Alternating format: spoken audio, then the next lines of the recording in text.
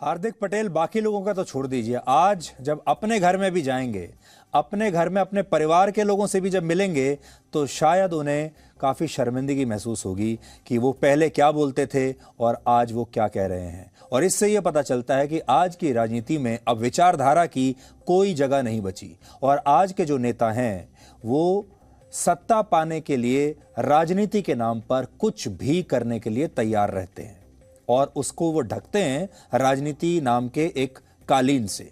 और ये उन्होंने एक धारणा बना ली है कि राजनीति के नाम पर कुछ भी किया जा सकता है। आप अक्सर लोगों को कहते सुनते होंगे कि भारत में जो नेता अपनी बात से ना पलटे वो समझो नेता ही नहीं है, असली नेता नहीं है। हार्दिक पटेल ने भी आज बीजेपी में शामिल होकर बता दिया कि वो अब एक बड़े नेता बन गए हैं। उनमें बड़े नेताओं के तमाम गुण हैं, क्योंकि जिस पार्टी और मोदी के खिलाफ उन्होंने अपनी राजनीति की शुरुआत की, आज उसी पार्टी में शामिल हो गए। इससे आप समझ सकते हैं कि हमारे देश के लोग नेताओं को विश्वसनीय क्यों नहीं मानते और वो राजनीति में आने से हमेशा जो अच्छे लोग हैं वो दूर क्यों रहते हैं, क्यों राजनीति में नहीं आना चाहते, क्योंकि जो अच्छे लोग हैं वो ये सब नहीं कर पाएंगे। राजनीति में विचारधारा को उसकी मूल जड़ माना जाता है। जब राजनीति की शुरुआत हुई थी सच्ची राजनीति की, यानी अगर आपके पास विचारधारा नहीं है तो राजनीति आपकी खोखली हो जाती है। और हमें लगता है कि आज बीजेपी ने हार्दिक पटेल को पार्टी में शामिल करके एक बहुत बड़ी गलती की है। इस राजनीतिक घटनाक्रम का सबसे ज्यादा असर बीजेपी के ही उन कार्यकर्ताओं पर पड़ेगा जो अब तक हार्दिक पटेल को रोकने के लिए काम कर रहे थे, हार्दिक पटेल के खिलाफ काम कर रहे थे, हार्दिक पटेल के खिलाफ विरोध प्रदर्शन कर रहे थे, हार्दिक पटेल की आलोचना करते थे, जिन्हें अब तक ये आदेश मिलता था कि कुछ भी करके हार्दिक पटेल को रोको।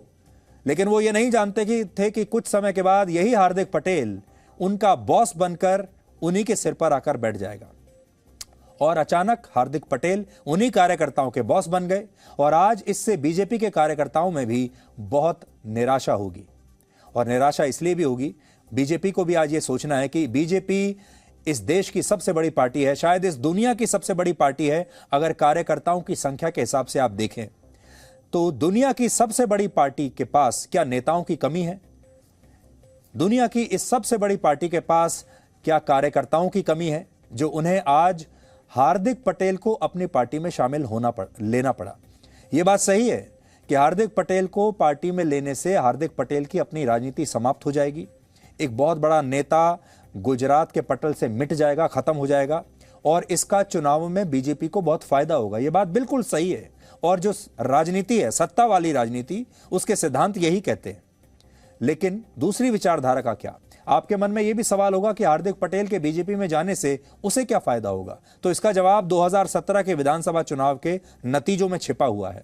उस समय हार्दिक पटेल गुजरात में पटेलों को आरक्षण दिलाने के लिए बहुत बड़ा आंदोलन कर रहे थे। इस आंदोलन में बहुत भारी भीड़ जुटी और इसने गुजरात में उस समय की बीजेपी की सरकार को हिलाकर रख दिया था। इस आंदोलन की वजह से चुनाव में कांग्रेस बीजेपी को कड़ी टक्कर दे पाई थी और तब कांग्रेस ने गुजरात की 182 सीटों में से 77 सीटें जीत ली थीं और उसने बहुत अच्छा प्रदर्शन किया था। बहुमत के लिए उसे 92 सीटें चाहिए थी और यह फायदा हार्दिक पटेल की वजह से कांग्रेस को दोबारा ना मिले। शायद इसीलिए बीजेपी ने हार्दिक पटेल को पार्टी में शामिल कर लिया।